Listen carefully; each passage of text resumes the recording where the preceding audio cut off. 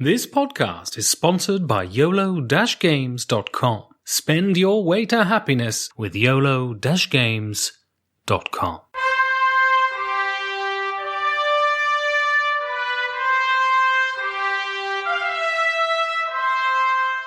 Hello and welcome to the Perfect Information Podcast, a board game podcast that be running up that road, be running up that hill, with me, Ben Maddox, and the heat death of the universe, Yorgos Panagiotis.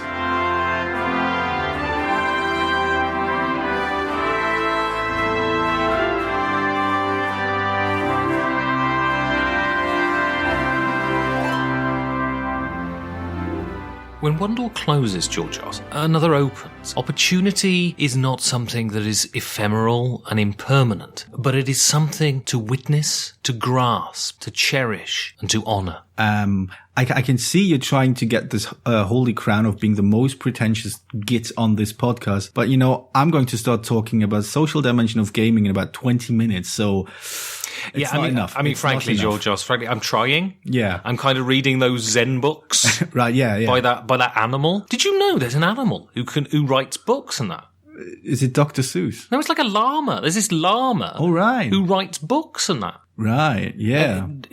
Daily, seemingly by his name. I assume that's what it means, the Daily Llama. Is it like a newspaper written by llamas with top facts for people who want inner quietude? I'm quite shocked that it took you all night to come up with these jokes. I literally lie awake in bed at night staring at the ceiling. I don't have a partner lying next to me to keep me awake, Georgios. Or kick you in the shins. Llama jokes. That's what keeps me awake at night, Georgios.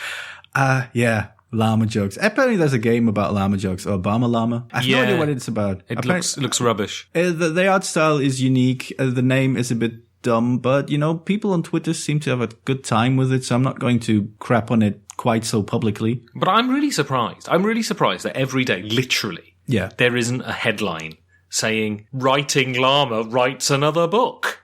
You know what I mean? Because that joke was so good, you had to go back to it. I went back to it. All right, I'm going to get off the writing llama joke. Right.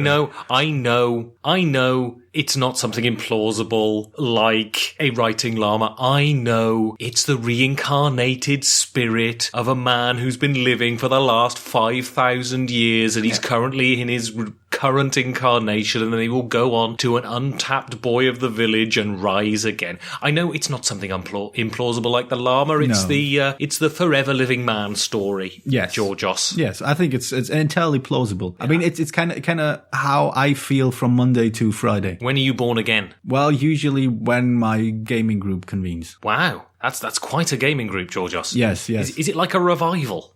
Pretty much, yeah. We run around, we hold hands, we sing gospel songs, but since we're all white, it's terribly, terribly racist. Do you have an organ? I have an organ, yes. That's probably why you have a couple of kids. That is probably the reason, yeah. You see, that was the note on the end of the gag, people. That's how you do comedy. Quite, yeah. We're not llamas yet, but if we do ever reincarnate into four-legged creatures, we're going to start writing comedy books. I'd be more inclined to be a Buddhist if it was a writing llama, Georgios. Not talking. That's a bit showy for me. But a writing llama? Wait.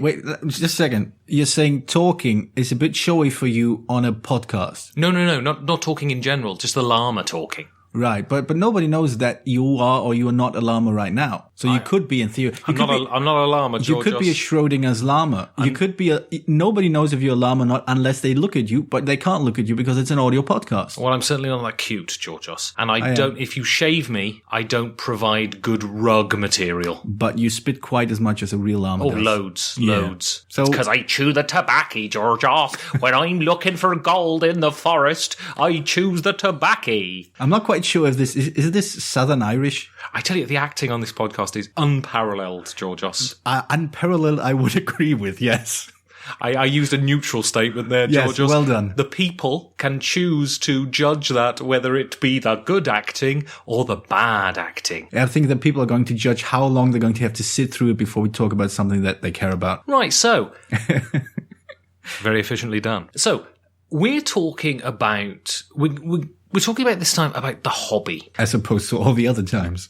But not about specific games, specific mechanisms or anything like this. We're talking about getting into the hobby and barriers into the hobby. And are these barriers real? Are they just perceived? Are they doublés? And why there aren't a million people not only playing board games, but listening to board game media and clicking on our donate button and giving us loads of monies? Well, I mean, the money might have to do with what we actually provide, but the question that preceded that one as to why aren't there more people taking part in this hobby, I think is quite interesting in that. I think a few episodes back, we sort of went on a tangent about, I think you argued that people who play mobile games on their phone or whatever are not actually gamers. And there are people who believe I don't believe I said that, did I? Oh, I think you did, yeah. You sort of disregarded them as actually, the argument being that everybody could be a gamer, and the fact that so many people play games on their mobile device implies that, you know, the potential to be a gamer is far more widespread than its actuality. Are you implying that I disregard people? I throw them away like so much chewing gum wrapper? Well, I think implying is a bit of a soft word there. Now, if we're talking about personifications, a chewing gum wrapper would be very cool, wouldn't it? I'm minty fresh. I'm down the street. I mean, that would be amazing, wouldn't it? Yeah, I'm minty fresh, and I'm here to say nobody quite rap. Exactly. This is why you're not a rapper. This is quite, that, and you're not made of chewing gum. Okay, So, we're talking about barriers to entry. What are the barriers to entry? Do they exist? Or is this just a perception by navel-gazing gamer-type people? So, George, just give us... Wait. Did you implicitly call me a navel-gazing gamer-type person? I called us both navel-gazing gamer-type people. Well, but I know what I'm going to talk about. Have you ever listened to this bloody show? No, I don't. I actually don't. I find my own voice very grating. I think it's great. Anyway, George, give us a barrier to entry. Right. So, I looked at this, this basic idea came up when, I was struggling again with this, bad experience in my gaming group. Not recently, just generally, reminiscing, going back. And I thought about what it takes to start a gaming group. And I realized it's not that easy. There's, unlike, say, video games or unlike reading or even watching TV, games are inherently a social activity. They need other people to engage with. It's the main draw of board games, I think. That implies that if you do want to get into the hobby, you need people. You can't play board games on your own. I mean, there are solo games and so on, but the core appeal, what makes board games a hobby, a viable hobby, or an interesting hobby, is that you sit down with other people. So trying to get into the hobby means not only having games, but having people to play them with. Well, I sort of compare it to football, right? Mm-hmm. You can, I mean, when I was a kid and I was waiting for 20 minutes for my mates to come out. Right. You know, you can stand in front of a wall and kick the ball at the wall. Yeah, exactly. And test your skills and stuff. And that's all right. Yeah, it's like... It's a distraction. It's like playing Ticket to Ride on your tablet. Right. But it only gets fun when your mates come out, and then you get to tackle each other, and you get to scream, and you get to hit the ball really hard at the fat lad who's in the goal. You know what I mean? Yeah. I've heard of people playing football before. Yeah. And, you know, now, this is not to begrudge solo gamers, and there are a lot of people who play solo games who really enjoy them, it seems. But I think board games really shine because of the fact that you have people around a table interacting face to face. I mean, apart from work, we seem to interact with people face to face so very little in our society now. And I think that might be a reason why people are going back to board games. Oh, yeah. Because you're looking at someone in the face and directly interacting with them and not arguing sometimes. Exactly. I mean, I think that's the one main argument why saying that digital games are going to eat up the gaming population is just wrong. I think at the end of the day, digital games are games. Yes, they're enjoyable and everything, and they provide things that board games do not. But board games have this feature of being a social interaction. They provide some sort of community, even if it's just a small gaming group you're playing with. And it's all about this seeing another person, interacting, sharing space with another person instead of sitting in your underwear in front of your screen. So why is this a barrier then? It is a barrier because that means you need to find people first. You need to find people who are... Well, this is an experience. This is something I've learned more or less the hard way. You need to find people that you want to spend multiple hours regularly with, that you want to be social with, that you want to sort of see once a week, sit down at the table, have a drink, talk, and interact by way of games. And that's actually easier said than done. Well, I have a question for you. I think I know the answer, but I'd quite like you to elucidate it. Do you think the game can survive the group? What I mean by that is, if you have a group that is unhomogeneous at the table, that without the game would be fractious and probably not get on with each other. Yeah. Do you think that the introduction of a game can calm that down? Can the game survive the disunity of the group?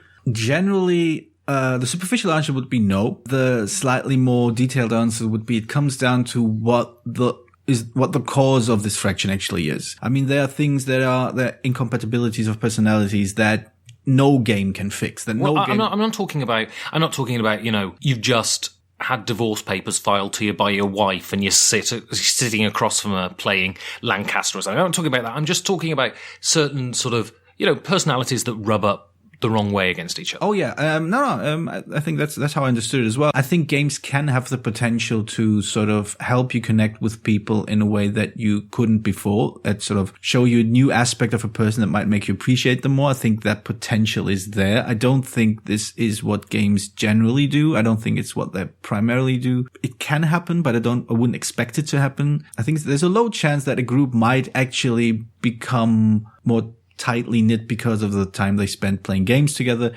But in general, I think most games are just an expression of the underlying social dynamics of the group. So if you're sitting down together with people who you like, who you enjoy the company with, and then they start playing a game that is compatible with these personalities, then I think the experience will be great. But if it's the other way around, if you're sitting down to playing a game with people that you're uneasy with, that you're sort of kind of antagonistic towards, the game is at best going to make those relationships more intense and more fractious, more confrontational even. Can the group enhance the game? Oh, yes. If you've got something that's a bit crap. Oh, yes. Can that game be enhanced by the fact that you're sat around a table with people you like and you're having fun with, in spite of the game? Oh, yeah, without a doubt. I think that's if I'm going to have to go on a tangent here. If I think that reviews and ours, I think as well to some extent, because it's a difficult topic, if there's one thing they don't quite manage to cover is that the rules, no matter how well designed they are, only get you halfway. The other half has to be the group. The other way, the rest of it has to be the social dynamics at the group. And I don't mean it, and I don't mean that a good group can save a game and make it better, but it can enhance the game. It can a group that harmonizes well together is easier to sort of settle into a groove, to adopt the rules in a way that creates interesting and fun interactions. In a more concrete example, if you're playing a very contentious game, very competitive game, it really matters how the group is put together. If you're all mates, if you're friendly with one another, if there's no strong sense of antagonism between you, then even the most contentious game is just going to be a laugh. Well, I mean, the point is with contentious games, they tend to descend into acrimony. Yeah. When a person feels victimized. Yes. And often that victimization will be something that is absolutely nothing to do with the people at the table or the game itself. Often it is something they brought with them. So they perceive this victimization where none exists, right? I'm not sure. I think this victimization does happen. I think it exists in the moment. I think it's sometimes sort of ignored because it's only a game in inverted commas. One of the things that, one of the reasons that made me talk about etiquette in these small slices was the fact that, these kind of moments are not given much attention to. They just sort of pushed to the side as in they didn't really happen because it was only a game, but I would argue that they do in fact happen. I mean, diplomacy, which I famously loathe for exactly that reason, because there's nothing in the game that forces you to pick this one person to kick out of the game. It's just the game forces you to pick a person. The only thing to fall back on is implicit social dynamics. But it's a wonderful modeler of the tyranny of the mob, no? Diplomacy. It models the tyranny of the mob perfectly. You kick the weakest. You go for the weakest. And whether that's the reason why I hate it. Whether that's positive or not is by the by. But as a artistic statement, I think it's very valid. But so why is building a group so hard? Because it's a subtle thing, but the way you put together the group itself, the people you choose to to join your gaming group will determine whether this will be something that this will be a hobby that you'll follow passionately, or if it's just, something you have 2 copies of, 2 games in your shelf and never go back to them again.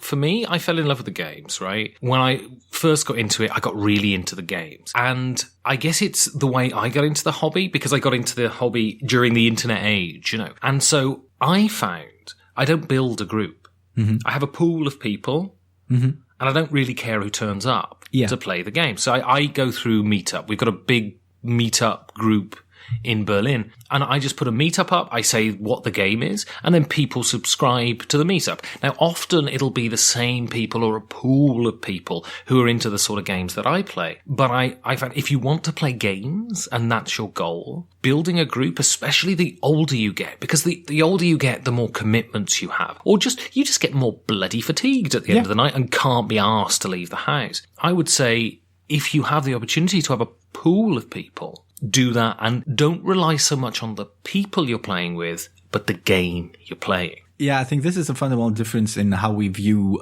board games. I think it's shaped by experience. I've had a long-running gaming group. I know these people. I know what they like. I know how they're going to react to certain games. I can sort of gauge how things are going to play out depending on who sits together with whom. I think, as you said, you're mostly playing using the meetup group. You send out a call, and whoever wants to join you joins you. And I think it's been my experience, I might be wrong, feel free to correct me, that you have a far stronger variance in the quality of your gaming than I do. I think some games are great and some games are awful. And I would argue... In my experience? Yes, I think it seems, from what I remember you telling me. No, I mean, I play a certain type of game. Yeah. And I'm usually, because I rely on the game, mostly it's fine. Only occasionally I have issues, and that's usually when I'm in a big group of people playing something that isn't mechanically solid enough to ensure a reasonable gaming experience. If you're playing a social deduction game, for instance, mm-hmm. that I think, and this is why I think it's much more down to the game than it is the people, because the rules are less rigorous, there's much more possibility for variance, and it's much more dependent on the people involved. So you have the possibility for it to be transcendent and absolutely astonishing, but you also have the possibility for it to descend into acrimony or silence. Right. I mean, part of the reason I am so into Eurogames is because they're mechanically rigorous. So the people kind of don't matter. As long as they can play the game, the people kind of don't matter, because the game speaks for itself. Yeah. No, I think we talked about this outside of the show as well. And I find it fascinating that we are so fundamentally different in our evaluation of the group and the game itself. I can see your experience. I mean, you talked about this, and I have no reason to doubt you, but it just does not match my experience at all. Well, it's really interesting because I don't have a small knit group. I have a pool of 1,000 people who, there are people who obviously are much more regular than others. This sounds, how do I say this without sounding uncharitable? The people I play games with mostly aren't my friends. The people I play games with mostly are people I play games with. Yeah. So I utilize them. Yeah. To enable me to play games. Mm-hmm. My friends survive in other spheres. We do other things together. Now, that's not to say I don't have friends within the gaming hobby. Of course I do. And I have friends that I met through gaming. I'm thinking of one guy in particular that I don't particularly play games with very often, but I meet him at game night and we sit and chat, for instance. The people don't matter to me. My relationship to these people don't matter to me, and quite frankly, a lot of the people I play games with, if I never see them again, that's not an issue to me. I don't really care. They're not my friends. They're people I play games with. Right? Yeah, I think there's a huge career in politics for you waiting. Anyway, in my case, it's different. I think the people I play games with, and I predominantly only play games with them. I've rarely had much time or flexibility to do other things with them, but they are my friends through games. They are the people I'm comfortable around for the most part.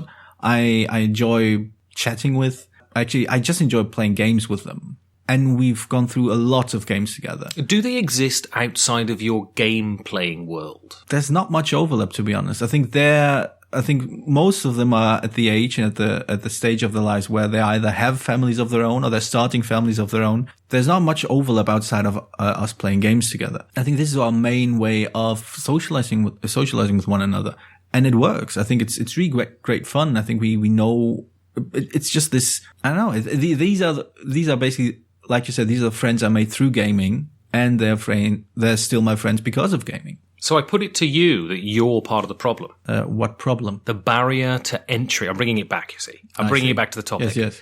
Because you've developed this comfortable little niche for yourself in which other people don't have an option to get involved. Now, I'm not accusing you, but what I'm saying is, what I'm saying is, if we're talking about a barrier to entry, do you think there is a problem with certain groups developing certain cliques that are impossible to invade by new people? In general, yes, but I think in this case, I'd be far more. I would assume that's a much bigger problem in a meetup than in a private group like mine. Because basically, when I run into someone, when I occasionally do show up at the meetups and do play with people, and I feel like, all right, I like this person. I think I like the way they play their games. I like the way they behave. Whatever. I don't know. They're just sympathetic to me. I'll ask them if they want to join my regular gaming group. There's basically a pre-selection of people I think, that work well within this group. And I have so far, I think I have 1 or 2 people asked to join the group, and I've never turned anyone down before. So I'm not sure there's so much a clique that's impossible to invade. It's just impossible to see because nobody knows, except maybe my direct neighbors, knows that I'm having a weekly game night. Well, I think it's interesting if you talk about barriers to entry. The opposite of that is the barriers coming down, right? I guess, yeah. That's an opposite thing, isn't it? Sure, yeah. Yeah, it makes sense, doesn't it? No, it does. Yeah. I just wasn't sure where you're going with that. You just look confused, that's all. I always look confused. So, basically, what I find with the advent of the internet, and this is all very obvious, and I'm sure this has been discussed a lot, but what I see with the advent of the internet is these barriers being brought down. Why? Because gaming is now coming out of the house and into the public sphere. Yes. People are meeting in bars. People are meeting in family centres. People are meeting in town halls. Actually, yeah. And people are finding, this weekly game group that I have is incredible in that the influx of people is huge. I see new people there every week. And some come for one and go away. Some become regulars. Some become semi-regulars. But I really think in terms of the barrier to entry, popularity is a huge barrier.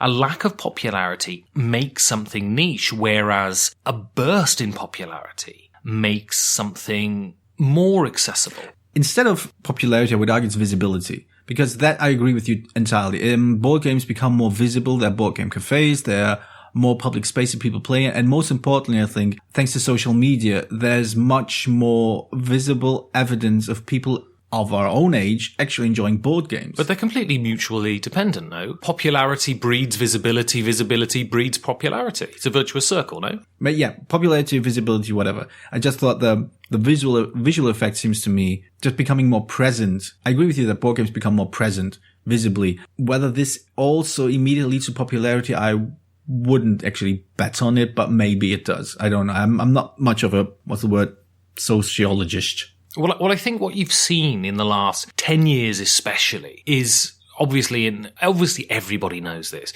is the geek world exploding into the mainstream. Right. And I think the biggest accelerator for this has been computer games. You have the generation of kids who started on the NES or the SNES, and now they're going through and they're still playing computer games. And these are the people who are, who have purchasing power. Then you have them handing that sort of thing on down. And so a lot of the media people are ingesting isn't your standard, normal, prescribed TV media that it has been. It is these sort of nerd pursuits. Computer games deal with these sort of grand fantasies and science fiction and all that sort of stuff.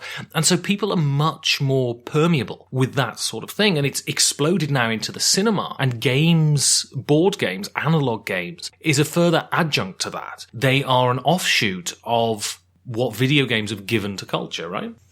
I'd have to think about that actually for a bit. I don't know, maybe. I find it hard to differentiate. I'm not sure whether it's really video games or whether it was the economic success of video games, just how much money was being made there that sort of opened up this, sort of made people realize there's a huge market there for certain themes, ideas, IPs, whatever, for certain forms of entertainment. I mean, board games have been around since way before, notably before video games became hugely popular. In the 70s, 80s, and the 90s, board games were there. But they were confined to, I mean, if you're talking about the relative mainstream, they were confined to Monopoly, Trivial Pursuit, Ludo, these sorts of things. Yes, but I think the great thrust in board games that sort of allegedly happened in the mid-90s with the invention or discovery of designer games, German games, later Euro games, just designer games in general. That happened, I'm not sure that happened around the same time that video games established themselves as part of the mainstream. But I mean, that's neither here nor there. What we're talking about is barriers to board games themselves. And yes, there's been an influx in geek culture, which made them more accessible and more visible.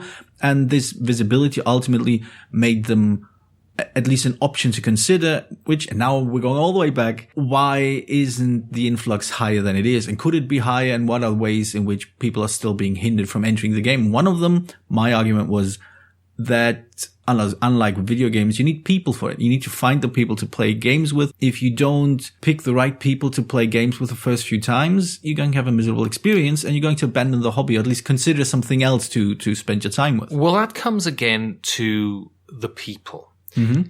I'm going to ask you this question. Yes. And I kind of probably know the answer, but do you think there is an archetypical gamer, an archetypical board gamer? And as a follow-on to that, do you think if there is, that there is something inherently offish about them that is less welcoming to people? Or if there isn't, do you think there is a perception on the part of people who aren't into games that there is? I think like any social group, there are certain character types that are attracted to it, and certain personality types that are more present in them. They're more visible, and maybe even more influential than others. To that extent, yes, you could maybe argue there's an archetypical gamer. There's certain character traits that you will always find that gamers will recognize in other gamers. Let's put it this way. You will always know, right, this person is likely a gamer because of the way they deal with certain situations. Unfortunately, most of the things I remember right now are kind of negative, and I don't want to harp on the negative stereotypes of gamers. But one thing that was another point I wrote down about this topic was there's also this strange way in which gamers deal with competition, think about competition, and handle competition, which I think is different from what most non-gamers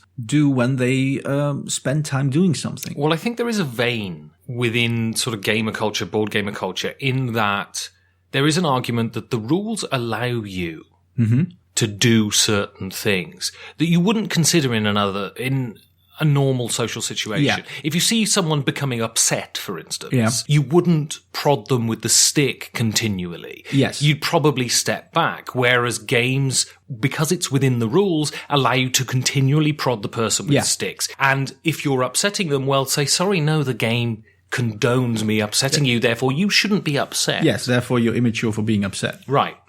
Yeah, exactly. I think that I think is a way in which gamers do put up inadvertently some sort of barrier to non-gamers.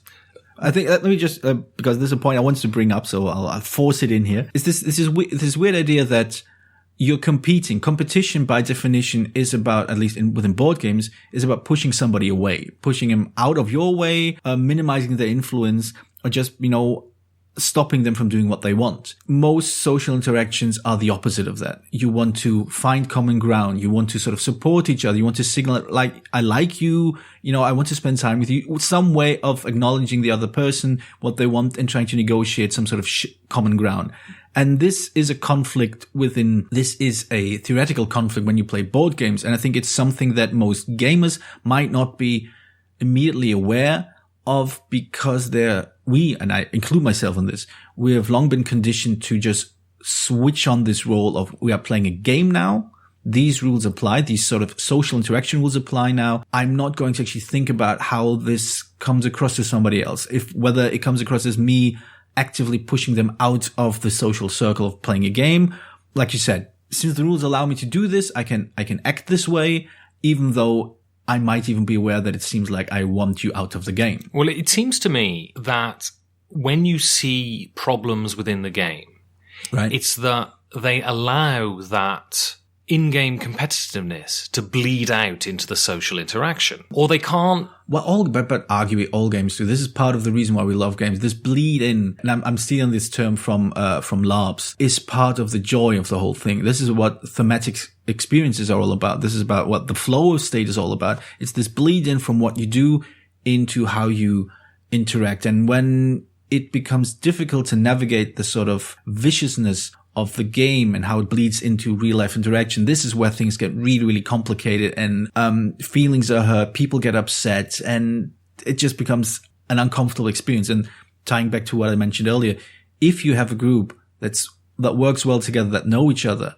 you can sort of stop the bleeding. You can sort of keep this negative interaction from affecting the social interaction outside of it. And one of my arguments is that this has nothing to do with maturity. This is something to do with your ability to navigate within a social group, to realize what effect your actions have on other people, sort of finding a balance between what I want within this game and how it affects somebody else. It's basically what keeps you from continually prodding this one guy who's already down to get 2 more victory points out of it, because you realize the whole point is to have fun together. This might get me more points, might even win me the game, but it's going to make the whole thing miserable, because I realize what we're doing within the game is bleeding over into a social interaction, and it's making the game not fun. So in some games this works. In some games where this bleeding is sort of navigated, yes, you do get upset. You have people, I mean, I mentioned this before, but I think you mentioned it as well. You like to be very, very loud, very, very upset when something doesn't go your way, but in a way that's still... Clearly I'm not upset. Yeah.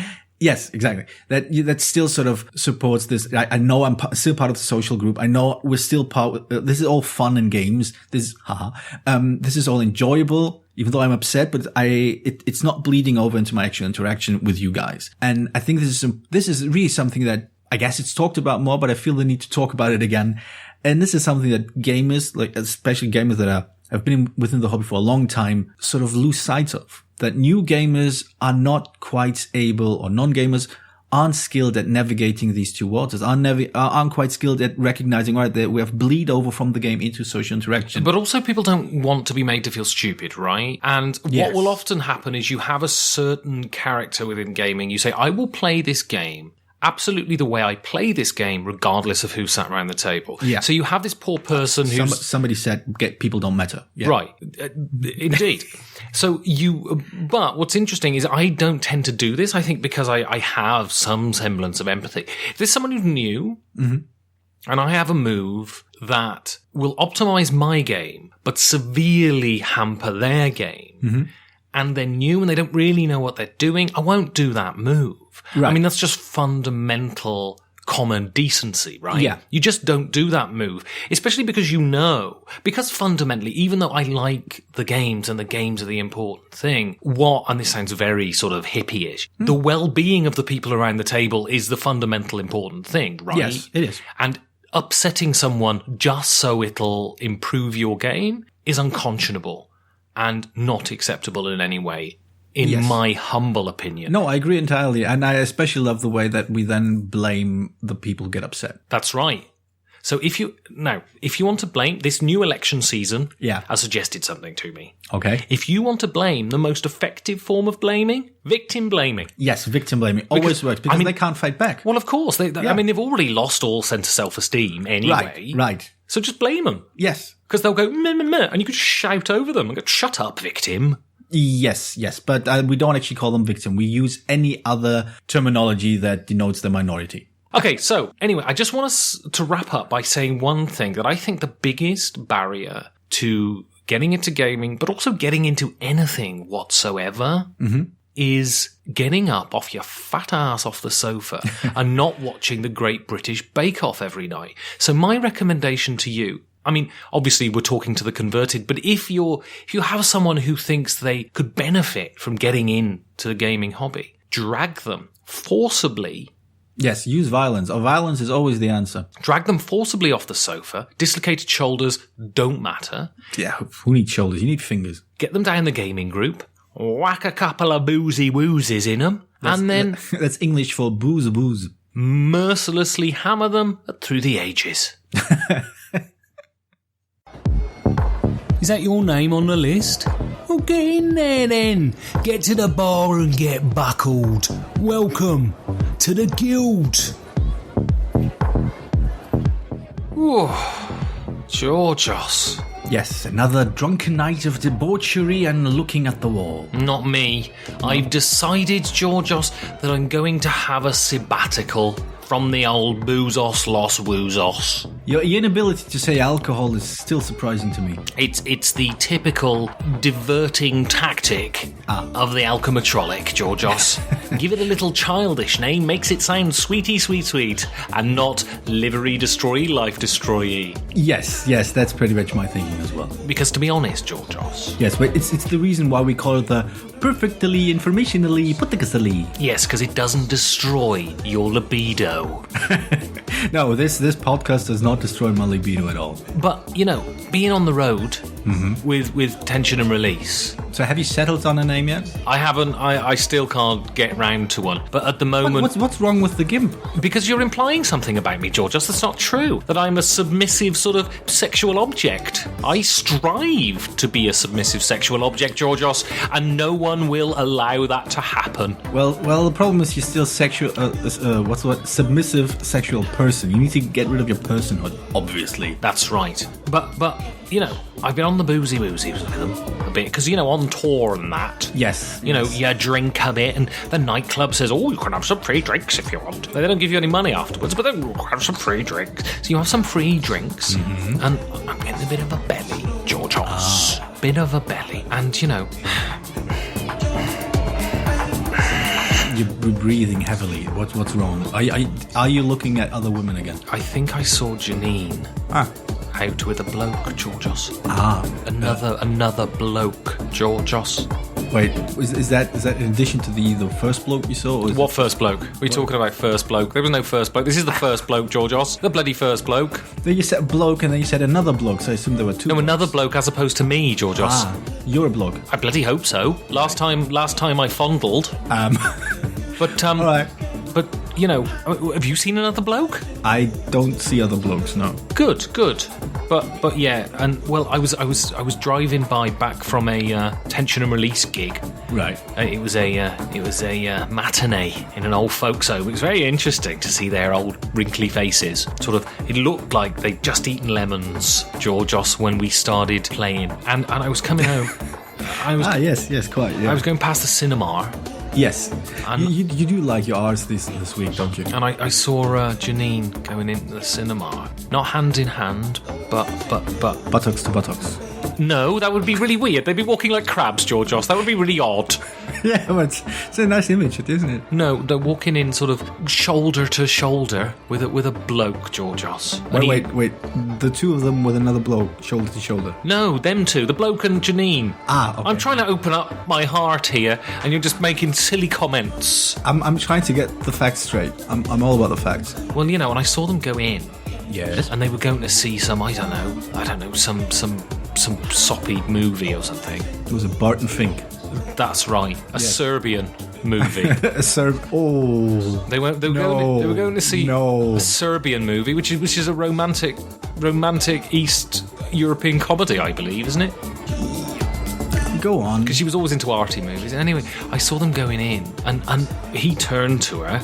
Yes. And he said summit. I don't know what. I was quite a distance away, and I didn't have my microphones with me. And she laughed. Which is, I think, a common reaction to a Serbian movie, yeah. But I've seen that laugh before, Georgios. This wasn't the laugh of, random bloke. That was quite witty. This was, I not only find you funny, but also alluring, Georgios. Because she used to laugh. How would you recognise that? Because she used to laugh at me in that way. Really? Yes, what you sound so surprised? I'm not surprised at all. Really? So anyway, so it's safe to say I'm a little concerned. That's why I'm off the boozy booze for a bit. I'm going to lose my belly and then I'm going to reform. I've been focused a lot on tension and release. I'm going to regroup and attack that barrier and get through it, and it won't be long before me and Janine are back together and in love and in each other's arms, Georgios, and she'll be laughing that way at me again with a lure. Is that some sort of instrument? Anyway, so what was the guild question last os los weekos? The question was, and it was a good one, are board games guilty of skirting the important issues, or should these things be kept out of gaming? And we had responses. Did we ever? I was very surprised. I thought people would go, oh, bit of politics, going to avoid that. But they didn't. They didn't avoid it, Georgios. They took it head on like a bull running at a gate of plasticines. I was actually kind of disappointed that, your lack of any, dick jokes led to no more dick jokes in the thread. There was a distinct lack of dick jokes. It's the only source of humor I understand. It was as if people were taking it serious, Georgios, like I don't take the use of adverbs serious. Quite. So what did Phil say? Phil made an interesting comment. What did he say? Phil said that, and I quote, "As a privileged white male, I'm honestly nervous about posting anything on this subject. I am pretty ignorant on the subject and probably part of the problem. I'm also reticent to participate because I feel like people more often start with a hostile approach rather than having a discussion educating the offender." And it's interesting. Yeah. Because I don't think... I mean, there is an argument that the predominant voices in the world are middle-class, middle-aged white men, right? Possibly, yeah. But I don't think that should intimidate you from contributing to a debate that you think your opinion might be valued, or asking to be educated on a debate in which you think you might be able to formulate a valid opinion. Well, I would argue then asking to be educated is iffy, but it does matter that, if you do find yourself, if you somehow stumble over a conversation about topics that you feel outside of your realm of expertise, but feel strongly about or feel you should educate yourself about, it helps to listen. It helps to understand people from other walks of life with different life experiences, with different points of views, trying to pay attention to what they're saying, try to pay attention to why they're saying these things, and learn about these other points of views. And if you do have questions, ask them honestly, ask them fairly, ask them, clearly, like, this has been my experience. Why should we talk about these things? Because I agree with you, the fact that you are part of a very, very privileged group does not mean that you can't engage in conversation, but that you should basically be aware of the assumptions you make and be willing to drop these assumptions when called upon. And also the privileged group should actively involve themselves in these issues, because whether we like it or not, it's the privileged group that often have the biggest sway. And so to engage with these issues is to, I mean, you could argue that often the privileged float above these things serenely and don't get involved, and that itself is part of the issue, right?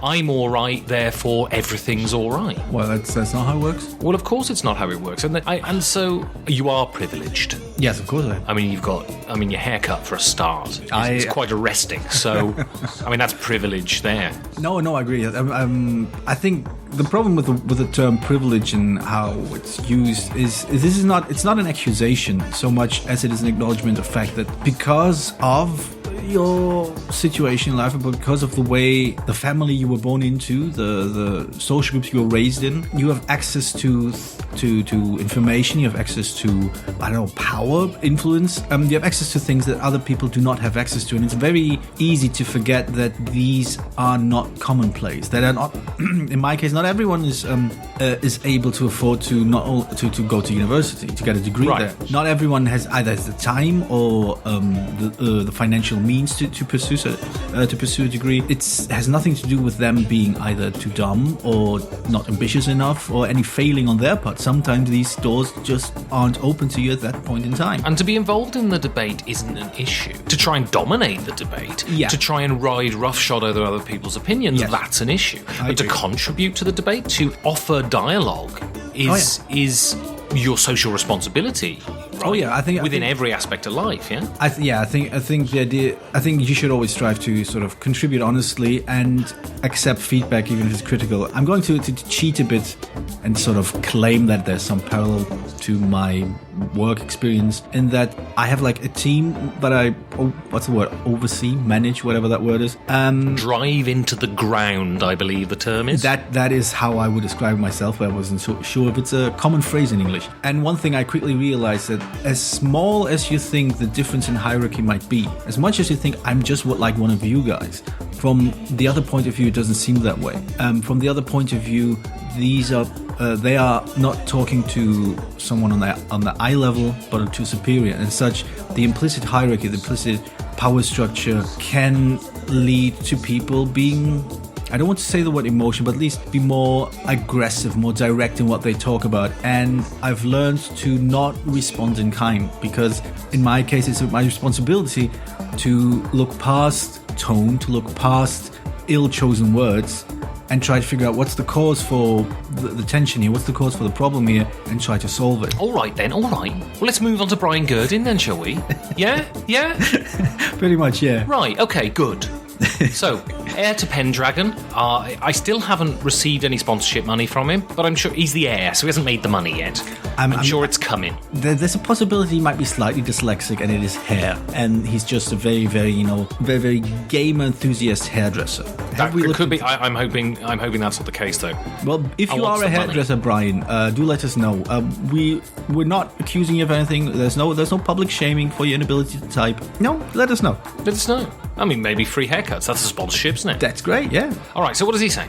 He says, I think it's a question of time investment. If I'm going to sit down to play a 45-minute game with a really heavy theme, like the ones you suggest, I'd probably play something else. Well, that's interesting, isn't it? Because I think it's beholden on the part of the creators to create something that's appealing but also engages. And you don't have to play those all the time. It's like when you watch movies. You don't have to watch serious movies about serious issues all the time, but also it's beholden upon the players. If those things are there and available, that you should engage with them sometimes. Yeah, I think our main argument, at least I feel my main argument last time was that there's a certain responsibility to how you tackle these things in your content production. If we were talking about movies, if somebody were to make a movie about a difficult subject, let's say the civil rights movement, you do sort of expect them to be responsible in how they portray the different groups. Right. You do expect them to not paint, say, people marching for civil rights as terrorists, or as insignificant, or as inherently violent and not capable of understanding the larger issues. You do expect them to treat these things fairly, even if the end product is entertainment, even if it's just making a movie that's entertaining and uplifting, or maybe enraging about what's being talked about the civil rights issues there. You still expect them to act responsibly. I would argue the same responsibility lies with creative people in board games. Well, I'm a true believer as well. If you want to be, I think everyone should aspire to be a connoisseur of something they really love. Okay, yeah. I think you should. I think that's a healthy aspiration, whether that be films, whether that be wine, whether that be games. Whether you ever reach that level, I mean, and those connoisseurs are always self-appointed. You should aspire to that. You should aspire to engage with things on a more than superficial level. Yes, I agree. And part of that, as I say, whether it be books, whether it be films, is experiencing the whole gamut, the whole breadth, from the shallow to the profound. And that is vital, I think. I think people who are into movies and only watch black and white Serbian movies from the 1970s are as blinkered as those who only watch Adam Sandler films, for instance. I think you should experience the whole thing. Oh, yeah. And part of your responsibility as a member of the group, especially a member of the group who wants to engage and comment, is to play everything. So I would say to you, Bri, sometimes play the serious stuff, like that monkey game where they throw the coconuts. Oh yes, the monkey throwing coconuts game. That's because that's about deforestation. Yeah, I thought it was wealth redistribution. Well, also because coconuts represent redistribution, and the monkeys are wealth. That's right. And they're throwing the redistribution in our faces because they expect us, like socialists, to redistribute it. I'm keeping my wealth, Georgios. I'm keeping it in a bag. I'm quite certain at some point this all just became mumbo-jumbo, throwing words and that almost sound alike. So, John, Club Special B, all the way from Canada. I like Canada. I've been there. Nice country. Yes, apparently they have a pop star as a prime minister, or the other way around, I'm not sure. Oh, he's pretty gorgeous, Georgios. I've seen him with his shirt off. Pretty gorgeous. Well, I thought that was my nickname. Two people can have the same nickname, Georgios. Fine. What does he say? He says, I don't think these things should be kept out of gaming. Like the podcast said, which is us, issues like colonialism and racism are not only skirted but essentially whitewashed into assumed non-existence. I think the opposite. We must address these issues within the context of gaming. Must we, Georgios? Must we address the issues? No, I'm afraid not. Elaborate. Well, I understand. Well, first, let me show that I'm not dismissive of the idea.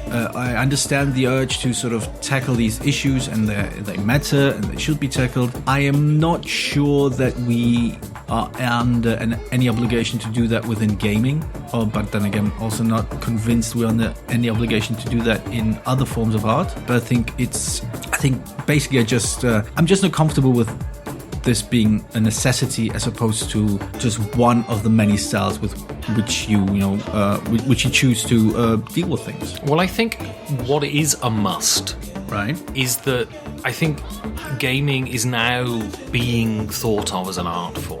And I think what is a must is that as a creative person, as an artist, if you want to put it that way, what is a must is that you create what you want to create as a work of art. And whether that be coming at something from a certain angle, whether that be elucidating a certain point, you should be true and honest to that aspect of your creation. And you shouldn't be dishonest, and you shouldn't remove points simply for financial gain. Now, this may seem very, very naive, but I was speaking to someone the other day about this, and they were mooting the possibility that it doesn't exist, mooting the possibility of government support for game development in the way that they support filmmaking and they support writers, and games being a legitimate form of art. Part of the reason people would say, well, you can't just publish this because you're naive, because it won't sell. Games are viewed purely from a commercial standpoint. And why? Part of the reason is there isn't widespread cultural support for gaming. And I think public funding to the creation of games that could be completely esoteric would lend credence to the idea that games are not just a commercial thing, and that you can make a point and it's not naivety. Yeah, I don't disagree with that. I do think, though, that the way to go here is to, and maybe this is just me navel-gazing again, but I think the way to go here too is to sort of elevate games beyond the pure commercial endeavor into something of cultural significance is by talking about them in a way that actually is about culture, that is about the values that games promoted, that it is about what these games that we play say about us, what these games that we buy, that we own, make us think about, that, actually sit down and argue that, this game does this and this. This game says that slavery is good because ABC, or this game does, why do we accept these things? Why? I think, again, horribly navel-gazing, and I apologize for this, for me totally losing sight of the ground. I do think we should talk more about what these games mean, and not just whether the rules work. We should talk about what happens when we play these games. How do they make us feel? Why do they make us feel? What do they make us think about? And actually allow us to think about what we do and why we do it. And how do they convey it? Do they convey it through their rules? Do they convey it through their theming? Do they convey it through their art? You can make the experience. I like the idea of, I think I'd argue most games convey whatever they want to convey, advertently or not, through how you experience them. And how is that experience conveyed? It's all very interesting. Okay, I just want to end now with Mike Poole, Miss Chip. I assume he named himself because he went to the chip shop. See, it was closed. I was thinking it's called, there's a dot missing, it's miscellaneous hip. It's basically, he had a hip replacement and he just took anything. Oh, right, like a horse's hip or something. Yeah, miscellaneous. I bet he really runs really fast now because he's got a horse's hip. One half of it. So he hops super quick. Super quick. But walks really weirdly. Probably, but we all walk weirdly. Well, if you want to go somewhere, Mike, just hop, obviously, because you've got thoroughbred hip. And he says some people would be offended regardless of how material is treated. And to this, Georgios? Yes. I say good. Because what that implies is that you are bringing an opinion to the art you create. You are saying, this is my point of view.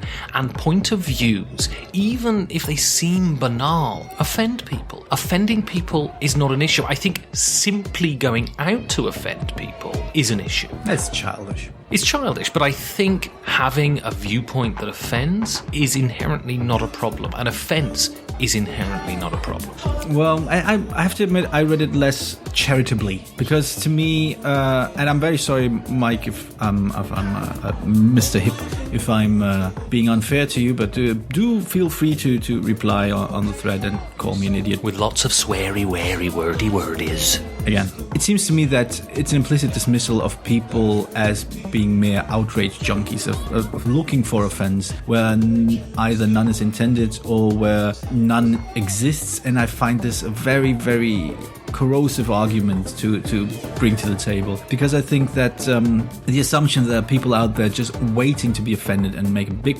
spectacle out of everything because of an inherent need in drama dismisses the possibility that some things are actually offensive to people, and some things people say and do, even in allegedly trivial things as games, is damaging in their small way to communities, to ways of life, to minorities, even if you want to call them that, to people and how they want to be included in society. And if games start, this is a topic I know very little about, so Phil, take note, I'm completely ignorant and I'm still talking. Like the way they say the transgender community is occasionally but not really represented in board games, I think is interesting. Nobody goes out of the way to exclude them. I don't think they do. It's just not very present in the minds of game designers or artists or publishers. But I think it's legitimate to argue that, why...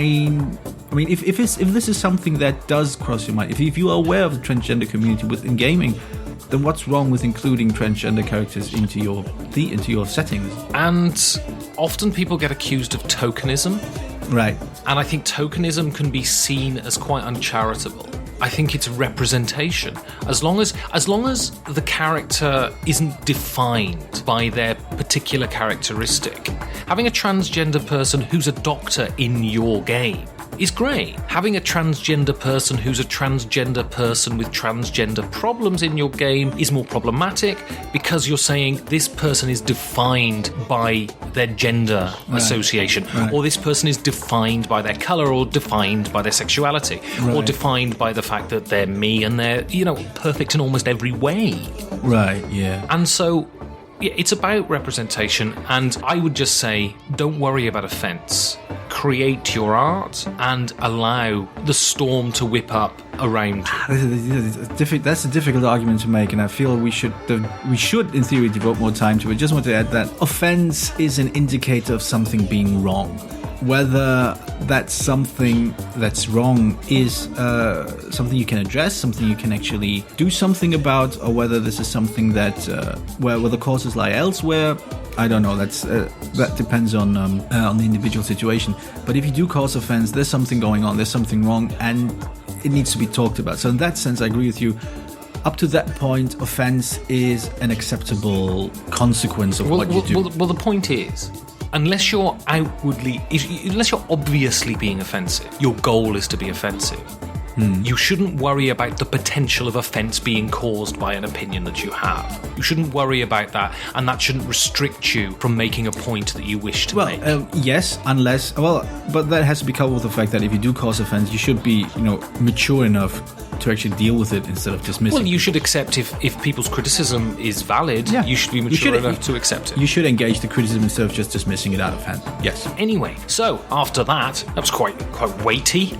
Yes. I think I might... I think you put on more weight in this conversation than with your entire boozy woolies. I was just about to say, Georgios, I could do with a drink after that. But, I'm off the boozy woosies. Yeah, water helps, I'm told. Because Janine is the target, Georgios, not short-term drunkenness, Georgios.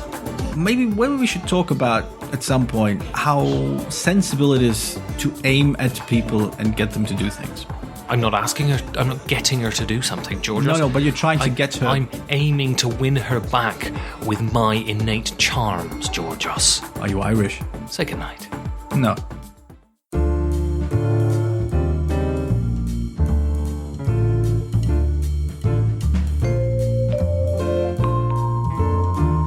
YOLO-games.com, Georgios. They've got literally everything. Yes. I mean, literally everything. Literally. They have the kitchen sink, but I'm quite sure they're not selling it. Potato peelers, rig-tailed lemurs. Yes, non-reincarnated llamas. And games, Georgios. And games. So, what have you spotted on the YOLO-games.com website that tickles your fancies? Well, one of the things I spotted is now with FFG parting ways with Games Workshop, I realized some of those games will get lost. Among them, Blood Bowl Team Manager and both its expansions, which I actually grabbed while I still could, and the game that you so clearly love, Fury of Dracula. Yeah, you want to get them. I mean, Fury of Dracula is dog poop. But if you love it, who am I to say you're wrong? It has its fans, and I quite enjoy it for them. But he's not like gouging the prices either. No, he normal isn't. prices. How much is Blood Bowl Team Manager, George Ross? Blood Bowl Team Manager here is an astounding €25. 25? That's nothing, George Ross. It's not that much, yeah, I agree. Do you like Sherlock Holmes, George Ross? Do I like him? Boy, I have a picture of him in my room. If you needed a detective to consult on something, would you pick Sherlock Holmes, Georgios? That's a leading question, isn't it? It is. It is. I'm going to say no, I wouldn't. No? What, wrong answer? Well, if you wanted to, Georgios, the rule of impro, Georgios, say yes. Okay. Say yes. If you did, you could get him Sherlock Holmes Consulting Detective, Spiel des Jahres winner, and downright gem for $34.99. Yeah, that's true. Actually, Spiel des Jahres winner 1985, I believe. It's that old, people, but it's a really pretty edition. And there's almost no money. It's almost no money. Quite true. Actually, one thing I wanted to ask you about. Yeah. He has legendary encounters listed. He does. For hilariously cheap $20. But that can't be right. No, yeah, it's euros actually. Yeah, but it is right. Yes, €20. And my question to you now is this: the picture shows Predator, but the text says Guardians of the Galaxy. And I wonder, is this a political commentary on American foreign policy and its ambivalence around the world? This is what he's saying. It's not only a games website, people. It's a satire portal. Quite.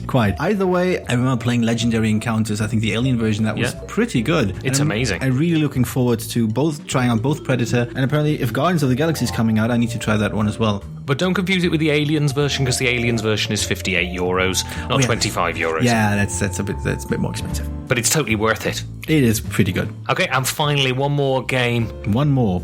Are you one of those weird wargamey types? Do you want to command combat in Europe? Oh god. Then you could with Combat Commander Europe, and it's only $64.99, which for a war game which is composed solely of bits of paper is cheap, because war games are really expensive. Apparently, yes. It's €20 off the registered retail price.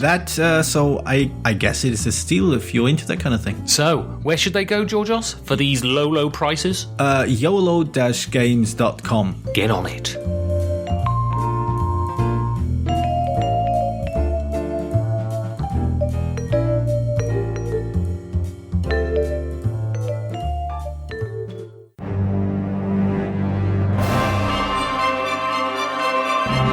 I'm Nick Mariner, and this segment is all mine.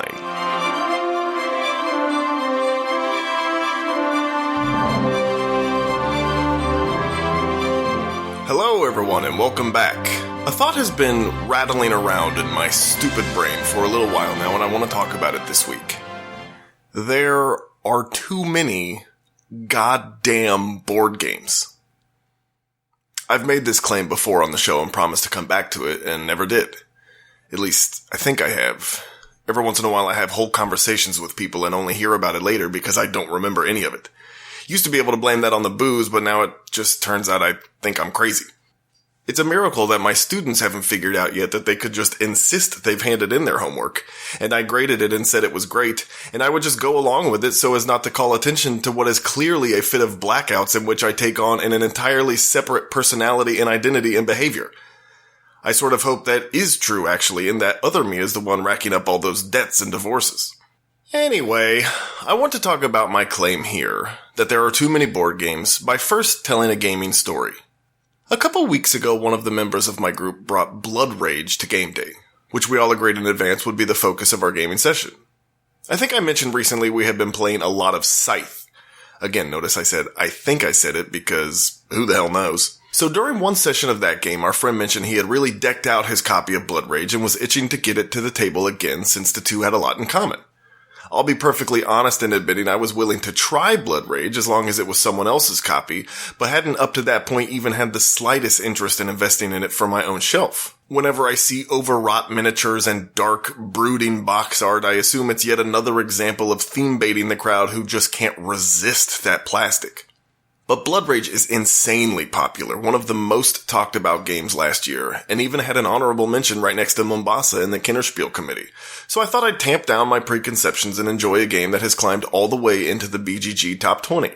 And here's what I'll say about it. It's fine. Blood Rage is fine. It's got some neat player board manipulation to affect action points and in-game scoring, and area control mechanics that made for crucial decisions throughout the game. I won that day. That's totally irrelevant to this discussion, but always worth mentioning. But I spent most of the game thinking, okay, where is the hook here? I had just heard so much from so many channels praising it as a great game that I wondered, well, where is that great new thing that I don't already have? What does this game offer that's new and different enough to have earned all that attention? In my opinion, Blood Rage doesn't actually have that thing. When it was over, I thanked our friend Joe for bringing it and teaching it and admitted that I enjoyed it just fine. But a game that has a real grab for me is one that I find myself thinking about for hours or days later, wondering what good strategies might be in future plays. And the next day, the only thing I had thought about Blood Rage was, well, if I wanted to play a game like that, I'll just stick with Scythe. Or for that matter, Kemet. Or maybe even Game of Thrones. They all do pretty similar things, and I already know I like those, so I'll just stick with them for now. And therein lies the point I'm trying to make. Had I played Blood Rage 5 years ago, I probably would have been way into it. That would have been my template against which I compared all those other games I just mentioned. And playing them, I would have said, sure, this is probably fine, but I already have Blood Rage, so why bother? What I'm attempting to suggest is that there are now so many games from which we might pick on each game night, through which we must play in order to find that gem we snuggle against our little hearts and tell everyone this is my favorite game, that for anyone that has been in the hobby for longer than, say, a couple of years, anything new has to be exceptionally new if it wants to garner any attention and praise. Probably at first glance what I'm saying seems to be incendiary.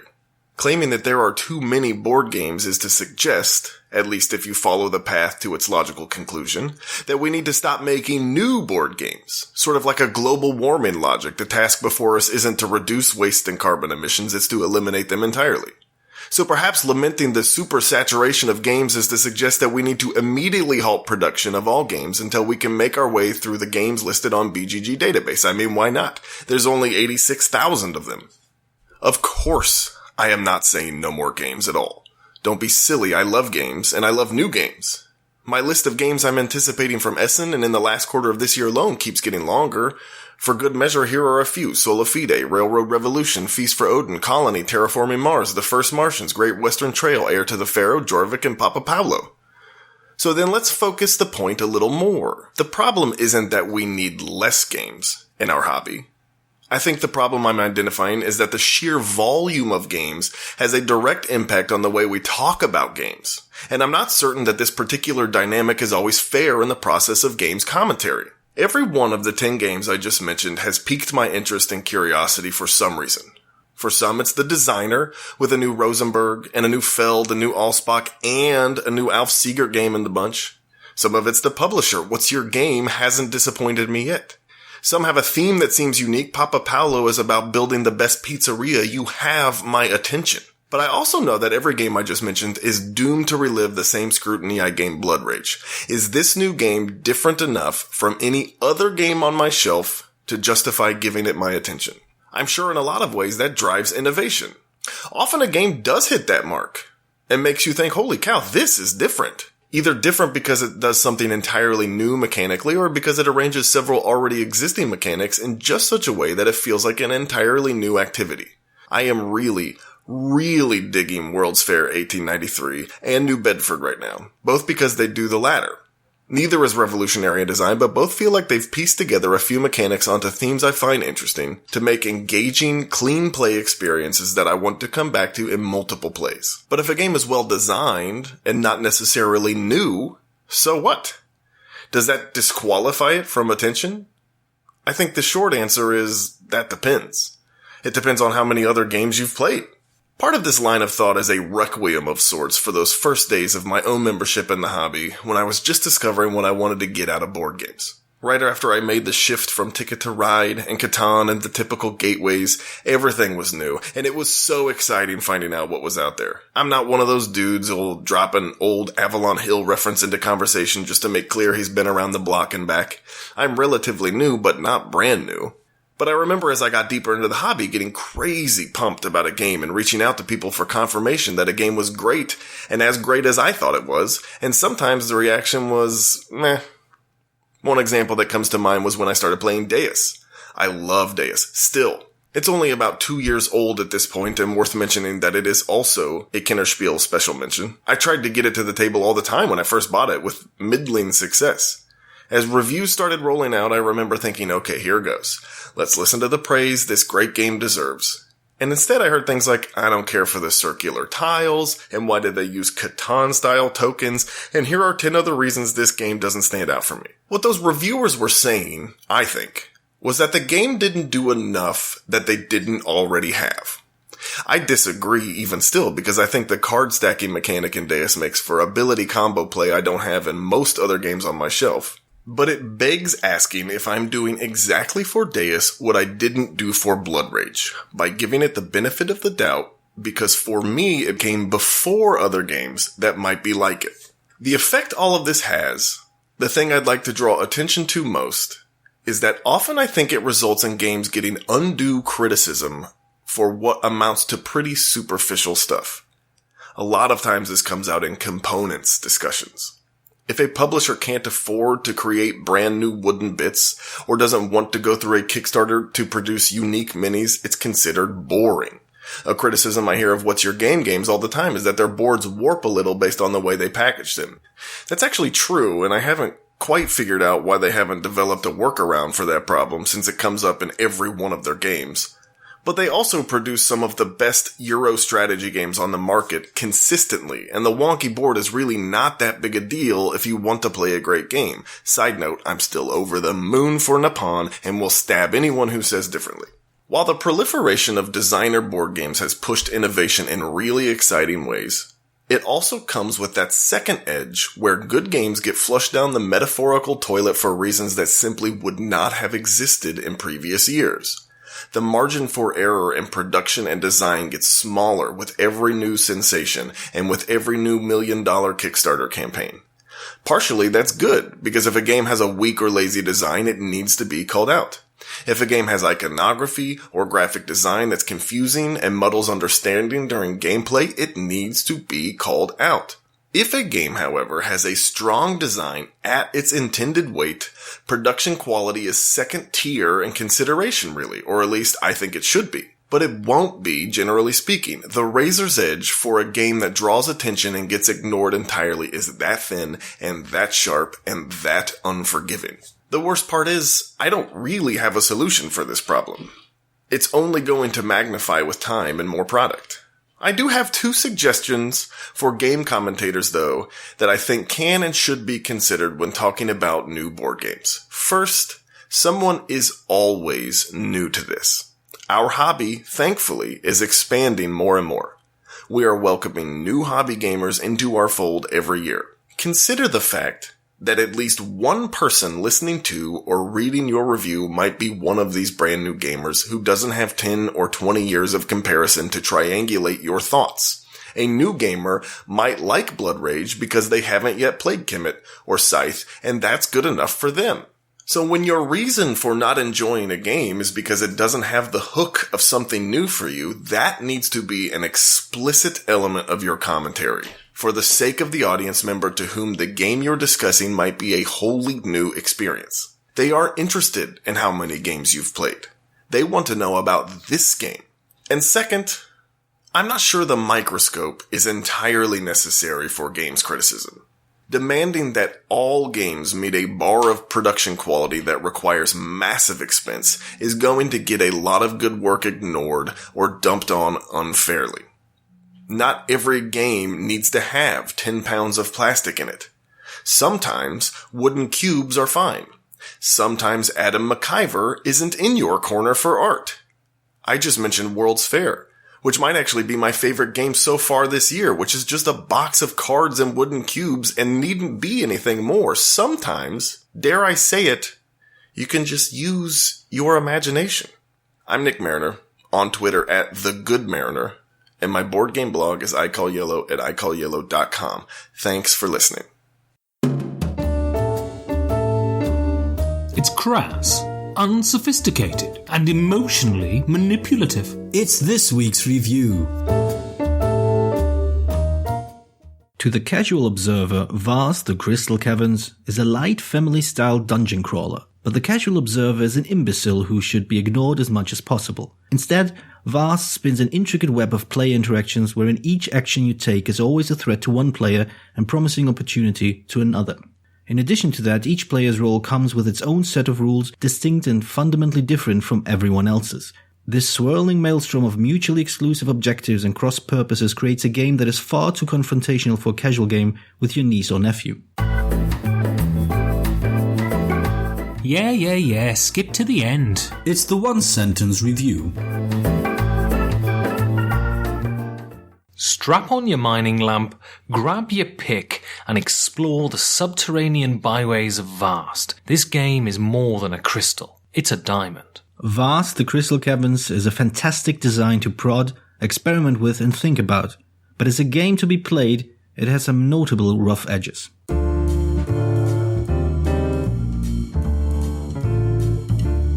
Georgios?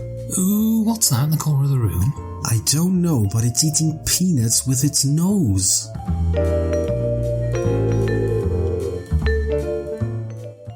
So, the elephant in the room The Dumbo of the house. is clear with this one, Georgios. Yes. It boils down to the central tenet of this game, I would say. Its main selling point, maybe? If you want to be a marketing douchebag, yes. That would be the unique selling point. The asymmetry. Yeah, the asymmetry is central to how this game is Perceived. Perceived, yes. And so the question is the asymmetry in this game glossed over the top, or is it an integral part of what the game is? Can the game survive without the asymmetry? Well, I think it's not tacked on. It's also, the most interesting thing about the asymmetry in this game is that it differs from asymmetrical gameplay in other games that have also went down that road, and that it is really pushed to the extreme. It's like the furthest you can possibly go game design wise in being asymmetrical. Every other game just gives you the same central gameplay but different powers. So it's the same handful of rules to structure play, but everyone has a way to break those rules, which is fun. I love Cosmic Encounter, for example. But Vars really pushes this idea up to 11. It goes all the way to not really sharing any of the rules of one player with any of the other players. I mean, this is the incredible thing about this game, is that it's I've never played it with more than 4, so possibly 5 completely different games. You are doing completely different things, and you intersect with other players, but you're doing different actions. You have different mechanics. You have different things to grok. It is, I mean, not only asymmetrical, but the most pure asymmetrical game I've ever played. But to follow up on that, I mean, do you feel there's this danger of it becoming, I know you hate this term and I don't mean it in a derogatory way, a form of multiplayer solitaire? Is it a way of everybody just stuck with their own game and not really engaging others? Well, you know, that's the most amazing thing about this game is I think each character, because you have your specific goals, because the dragon needs to escape the cave, because the knight needs to kill the dragon, because the goblins need to kill the knight, because the cave has to kill everybody, there are interaction points built into the game. So when you start playing the game, I think there is that feeling that you're just doing your own thing. But very quickly, this is dissipated, and very quickly, you're on that hard edge of interaction. And this is not a multiplayer solitaire game. This is just a game with 4 different rule sets that seem to link together well. Yeah, I agree that you have intersections, even interactions. You have ways in which your choices directly affect at least 2 people in the game. I think this is probably not the right point to talk about, but I think interaction is a very, very multifaceted topic in board games. I think there's certain types of interaction which this game does not feature, which is not a criticism. That's just the way it is. Not all interaction is present in all games. And there are some forms of interaction that feature heavily here. In this case, it's the different rule set. Like I said in the synopsis, basically everything you do is a positive to one player at least, and a negative to one player and a positive to another player, or potential for the two. So everything you do does affect the game state as it is perceived from another player. And I think this is really quite engaging and fun and interesting. But to be fair, it does not go far beyond that, in that there's a very strong focus on you playing your best game and trying to weather the storm that other players cause. Again, I don't want to be judgmental. It's not meant as a judgment in any form. I'm trying to explain how this game feels, and this is how it felt when we played it. We're very much focused on our table, and I think we're bleeding into the experience part of the review. We were very focused on our part, on our rule set. We saw everything that happened around us and how it affected us. But once it was our turn, we were back in our own world, which does not have to be a bad thing. So is the asymmetry a gimmick, or is it the game? I think it's definitely not a gimmick. I think it's central to the feel of the game. If asymmetry is something that excites you, this definitely deserves a deeper look. The asymmetry is the game. So, what did you think of my interactive, candid photo montage? Well, it was certainly an experience. I'm going to talk about my experience of this game to start off, just because I've had two separate experiences. Because I've played it as a 2-player game, and I've played it as a 4-player game. Right. And I think both games were really engaging, really interesting, and both games were completely different. The 2-player game to me felt like an abstract strategy game. We were playing knight and dragon. And so basically the dragon has got to escape and the knight has got to find the dragon and kill it. And it felt like an abstract strategy game. And I think this game is absolutely fundamentally tactical at its heart. You react directly to what the other people do. Yeah. And I found that the 2-player game a very deliberative, very structured play experience that felt almost like an abstract strategy game.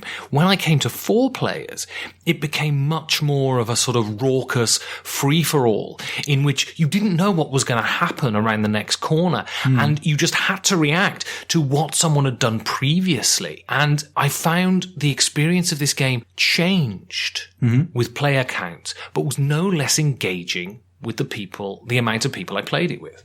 Oh, well, I've only played with 4 and 5 players, and I've played the solo variants. I think most of them. It's interesting because whenever I introduced the game to people, the experience was always the same. It was plodding. It was slow. There were a lot of questions. There were some finer points that we sort of kind of had to make up on the spot because there are a lot of rules. There are a lot of possible rules interactions. I don't really blame the designers for not being able to cover them all explicitly or implicitly in the rule book. There are some things that, the first game took a lot of time. It was slow, difficult, and it was fraught with questions. The second time around, though, the people who knew the game knew how to play effectively. They knew how to play the turns relatively fast. They knew what they were going for. They knew what worked and what didn't work. Well, the difference between 4 and 5 players wasn't that pronounced to me as it probably was with 2 and 4 players. For unsurprisingly, when I played the solo variants, there was a pronounced difference.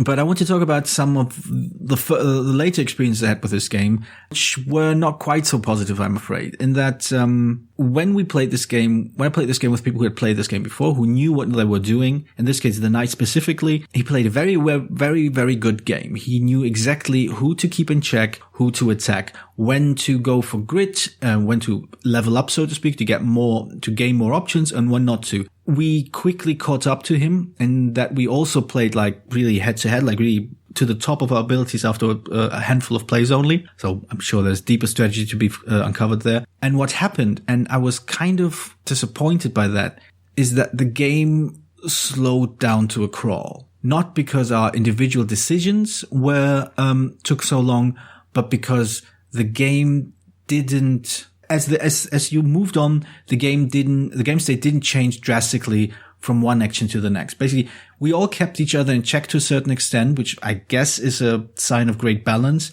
But at the end of the day, it just meant that advancing, getting closer to your victory condition just slowed down immensely. And the last third was really drawn out only because we were playing well. You see, it's really interesting how different groups can have different experiences, because we didn't play this together. Right. And I found, I think this can be agreed on across the board. If you're the kind of group who plays a game once and doesn't play it again, this isn't for you. Because the first game, because the game is so original, because the game is so, different to anything you've ever played before, the first game is a bit cumbersome. The first game takes a lot of getting over, but I found exactly the same thing with you in the sense that after that initial game, the game opened up for me. Yeah. And what I needed to do became clearer and became more concrete. But what I found was when that happened, the game became dynamic and vibrant and quick,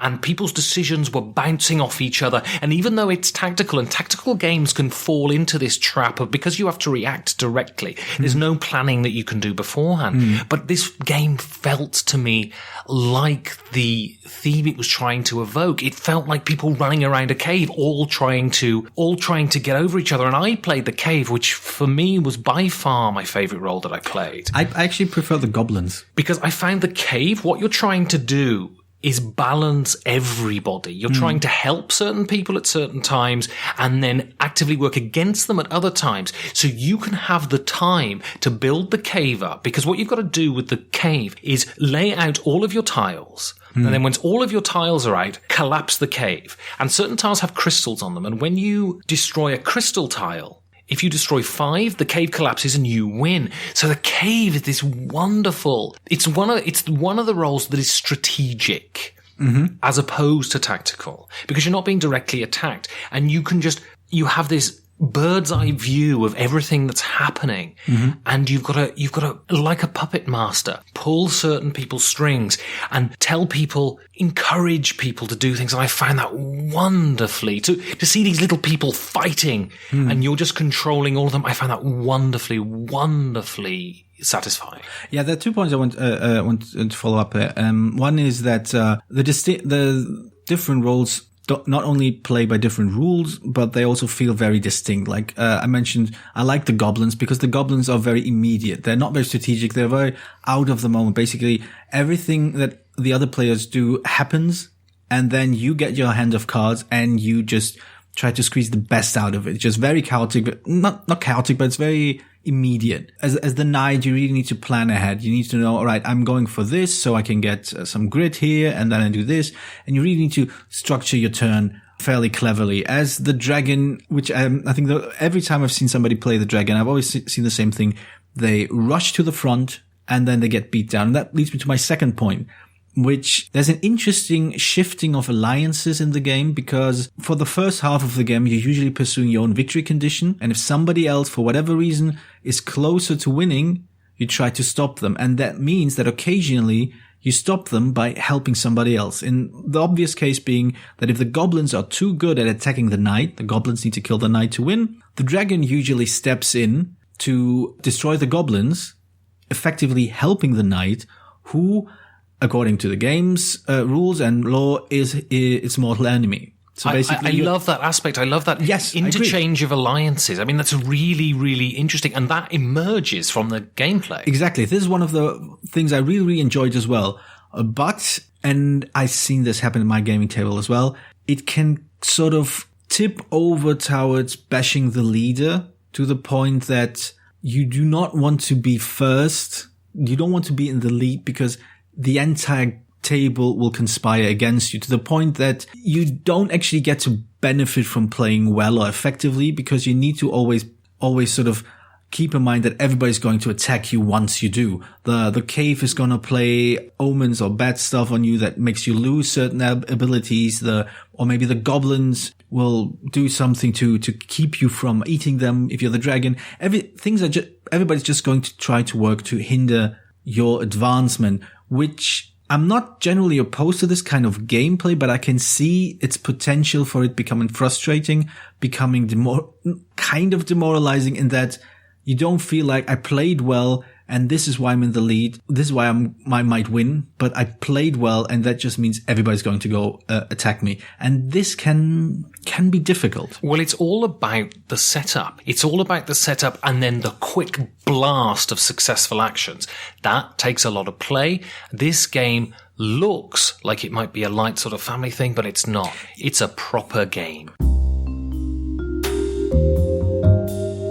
Alright, so how about this? You take a tenuous grasp of reality, a lot of condescension, at least 4 cups, and a slow-wittedness masked through pretensions of prolixity. Well, that's you, isn't it? Yeah, it's design. All right, Georgios. Yes, Ben. How does the design of this game facilitate the experience it's trying to deliver? I'm going to steal a term from role-playing theory, or whether that makes you laugh or not, I don't know. I picked up from there. It's called the fruitful void. The idea of everybody pursuing something else, and by pursuing whatever it is they do, there's a sort of void in the middle that nobody's really addressing. That's where the dynamics of the game come from, where the joy of the game comes from, the experience comes from. And I think this kind of applies to Vars as well. There is no, the most primitive way to put it is there is no game on its own there. There are no inherent rules that just happen to provide you the game structure. The game is structured entirely by the interactions of the players and the individual roles. It's basically a game that consists only of special rules. There are a lot of points where these rules interact. There are a lot of points where something one player needs to do is beneficial to another player. For example, the cave needs to put out treasure at the end of its turn. So if it's still there, when it's their turn again, they get to draw more omen tokens, which means they get to do more fun or nasty stuff from the player board. And treasures are interesting to a lot of people. They're interesting to the thief who's trying to escape by collecting treasure and getting it to the starting square. They're of interest to the knight, who can either gain special abilities or gain more grit, meaning power, leveling up. They are kind of interesting to the dragon because if they pick up a piece of treasure, they can move a cube, helping them wake up, helping them become more powerful and eventually escaping. There are a lot of ways in which basically I can't think of a single rule that does not in some way lead to an effect that is of interest to another player. You know, that is the perfect description of this game. This is a game made up of special rules. Every character mechanic is a series of special rules specific to your character, and none of them are applicable to other characters. And this could have been a disaster. It could have been a big mess and completely overblown and dysfunctional. But this game is so beautifully balanced. This game is so wonderfully designed that all of these special rules, and this must have taken ages to playtest through, they all bounce off each other wonderfully. And I think it's interesting that you said that your group experienced frustration. I find when I played it, and I can only talk because I can only talk about me personally, because the rules of the other are so out of my purview that I can't really even empathize to some degree. But I found I had these wonderful moments of benediction where people would just help me. And then I had these moments of constraint where people would be actively fighting against me. And the need to deal with both of these situations and treat both imposters just the same is really where the design of this game meshes so well. I have never played a game that embraces asymmetry so perfectly, but also recognizes the need of balance. And every game I played was super close. Every game I played resulted in someone almost winning, and then someone managed to eke it over the line. And this promotes incredible tension and incredible anticipation of what's going to happen at the end. And I think this design is mind-blowing. I think this design, the design of the mechanics, is genius. And I have never seen anything like this. And I was blown away by how well it functioned. I guess that leaves me the role of the bad cop. 2 weeks in a row, George. Yeah. I'm afraid it's going to stay that way. Well, where to start? I think the rules are, there's a lot of rules, and we mentioned this in the experience part, but it's really, you shouldn't underestimate just how much rules learning you're going to have to go through when playing this game. Sorry to interrupt just for a bit, but that's right. It's a bear to learn. The first game might be a little bit frustrating. Yes, and there's also, I mean, even once you get your head around the rules, there's still, you need to see some interactions actually happen in play to figure them out. And it still feels, not clunky is the wrong word. It's really the wrong word, but it does feel that you're carrying, playing this game is a bit like carrying a huge load in front of you and trying not to spill anything. So, all right, if I do this, then this and this and this happens. But if I do that, I need to do this. There's some rules I really, really like. There's some rules are really clever, like the way the cave interacts with the knight by way of treasure. If you want to, we had it twice happen in our games, that the cave wanted to help the knight because they were getting beat down by the goblins. So they tried to give them treasure. And when the knight picks up treasure, they can either choose to take it, which gives them a very, very powerful special ability, or they can refuse it, which gives them 5 grit, which helps them level up, make them more powerful, more effective later on. So every time the knight picks up a piece of treasure, he has this agonizing choice to make. And that was really interesting and really fun, because once you refuse the treasure, it's removed from the game. You can't get it anymore. So that's really interesting. There are a lot of these rules in there. But, and I agree with you, it does care more about, it does take balance very seriously, much more so than other games that flout the asymmetry. But it felt, I think where we differ is how we saw the end game, because where you saw tight and tense. I saw an acceleration towards the end. I saw the exact opposite. Right. I saw deceleration, and I saw somehow these numbers, the maths in the background sort of, it felt an artificially forced tight end. It didn't feel like it was a close finish because of how individual players played. It was a close finish because of the way the rules interacted and gave advantage or disadvantage to everyone, that it always ended in a kind of, not arbitrary way, but a kind of almost prescribed way. You see, and that's really, really interesting. And it's really, really interesting how two people can perceive things so differently, because this game never seemed prescribed to me. It seemed perfectly organic. And it rewarded, I've played the game like 5 or 6 times now, and every time it's rewarded the player who grokked their role first and who realized the best way to optimize the special rules that they were presented with. And I didn't find it artificial. I found it wonderfully tense and organic. I think that's interesting. The way it phrased is really interesting, because I think, again, it just highlights how differently we appreciate the same phrase. Because I would agree with you. The person who first groks their own special rules has the best chance of winning the game. And to me, there's this extra layer missing that makes me excited about a game. And the extra layer is, to me, that I enjoy a game where the player who best engaged the table should win the game. Oh, but you do with this game. I mean, the way you play the table. But you said something else right now. No, I know, but that's all part of it. Grokking the rules of your character is all about how you then leverage them to engage the table. How you then say, okay, I need to use this to help them because that's going to hinder them and that's going to fundamentally benefit me at the end.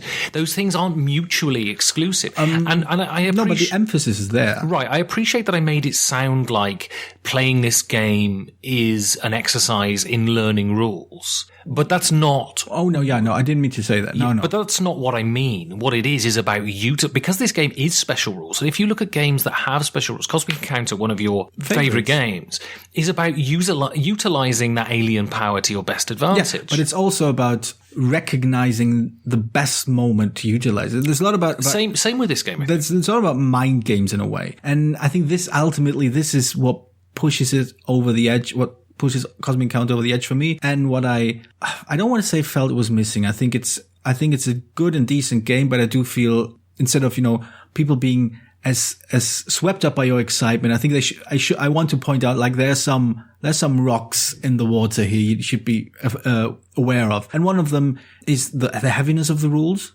One of them is the contentiousness, the sources of frustration that can pop up. It's also the fact that whether you experience it as a acceleration in intensity or a deceleration because you're only moving in tiny increments towards the end instead of the big leaps you did at the beginning. These are all things that can happen, and you need to figure out which one am I more fond of, which is something I can accept and which is something I really look forward to. Well, fundamentally, it has to come down to who you believe. Because we're both talking about the same thing, but who do you think is right? And of course, I think I am, you think you are, and it comes down to that at the end of the day.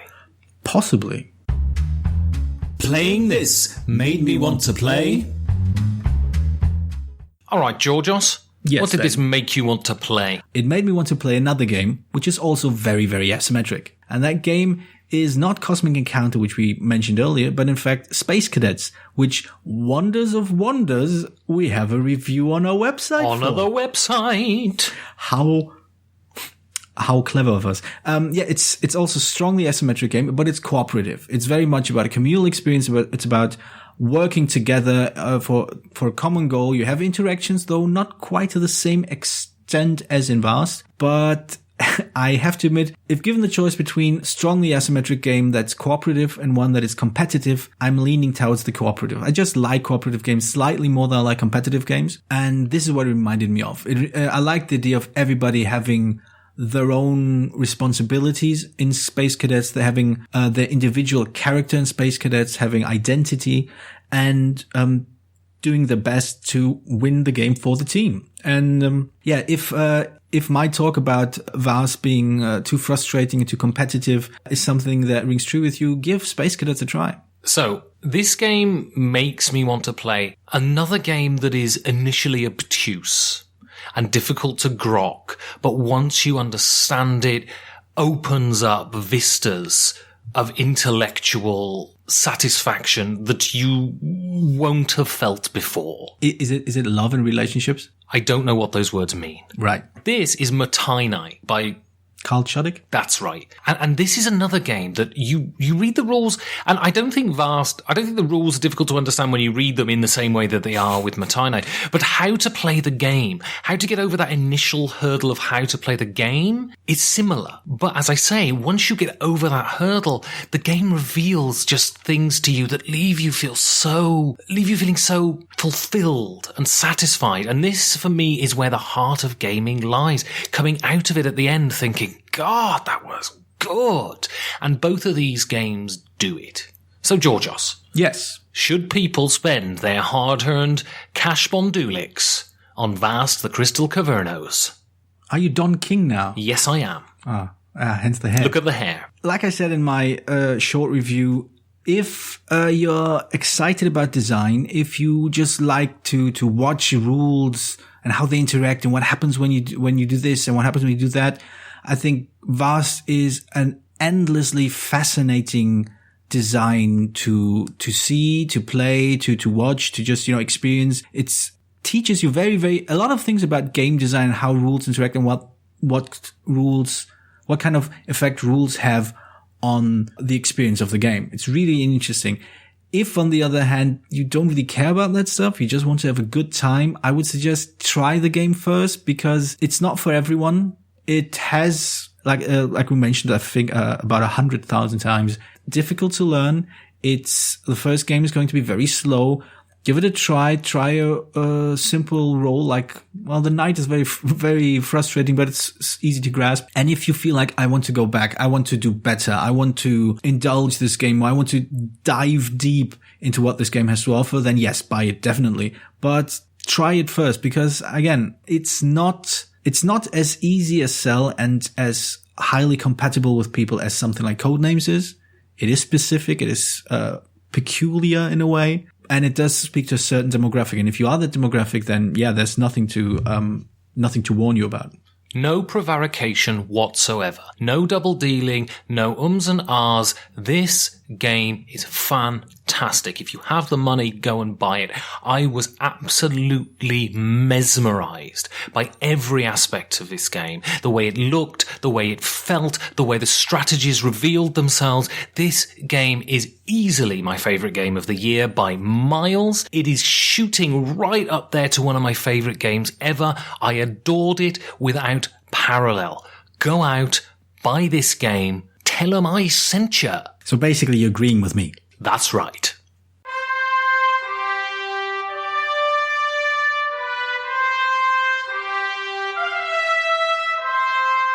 The redaction of experience, Georgios, is the mind's way of healing itself. And as we come to the end of another show, will I have redacted this from my mind pan? Who are you and what are you doing in my bedroom? How can people contact us, Georgios? They can write us an email at infoperfected@gmail.com. They can go to our website, which is infoperfected.com. They can comment our funny pictures on Instagram, which is Perfect Information, or on Facebook, which is Perfect Information Podcast. Or even better, they can write to us on our guild on Board Game Geek, the Guild of Perfect Information. And it's, I believe, number 2348. And finally, they can give us money for some reason. Well, they don't have to, but it would be nice. We have a donate button on the website, and we're always happy when we get a little cash. Yeah, it'd be lovely. I mean, we've just upgraded our sound equipment a little bit. A little bit, yes. And so, that cost money. It'd be nice, if you enjoy what we do, just, help us out a bit. Now, we don't want to seem as vainglorious dickheads. Yes, we want to fool you into thinking we are not. But we've had an idea. We did, yes. We discussed last episode. No, we didn't. We discussed it in a future episode. Ooh. The possibility of having a meetup, and we decided that that's not going to be a thing. Giving away spoilers. Don't spoil it. But we wondered, we're going to put a thread up on the guild, we wondered if any of our listeners are going to be at Essen this year. Yeah. Whether you'd like to sit down and play a game with us. Right. Well, both of us or individually? Well, both of us, but 2 games. Oh, shit. Explain this process, Georgios. Right. We are going to have a fist fight. Who of us has to... No. Actually, we are going to pick up games in Essen because there's a fair there. You might have heard of it. It's called Play Now or something. And we're going to pick up new games. We want to play those games, and we would be very happy if you joined us playing those games. Yeah, so basically, I'm going to pick a game from the Essen assortment. It's going to be a dreadful Euro either by Uwe Rosenberg or Stefan Feld, or maybe even Great Western Trail by Alexander Pfister. He's giving it away, and yes. Georgios is going to pick one, and then we're going to put up a thread on the guild. Who would like to sit down and play one of the new Essen hotnesses with us at Essen? So I'm not quite sure yet. Are we picking the games we're going to play with our devoted listeners now, or are we going to pick them there in Essen? No, we choose the people. We arrange to meet them, and then we just drop a surprise game on their asses. Yes, Munchkin. Say goodnight, Georgios. Oi, with the poodles already. The poodles.